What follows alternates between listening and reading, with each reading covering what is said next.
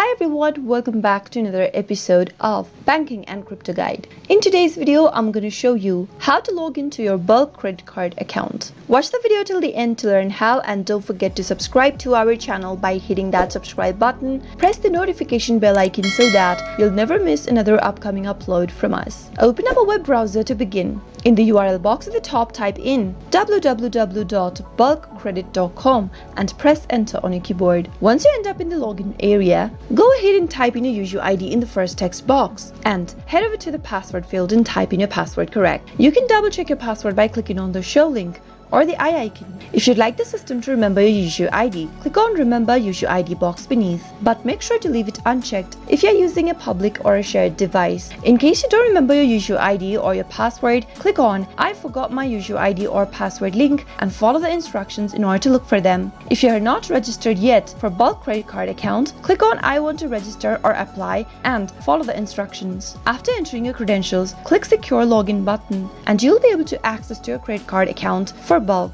That is how it can be done. I hope you found the video to be helpful. If it was, go ahead and give us a thumbs up. I'll be back soon with more videos like this. Thank you for watching.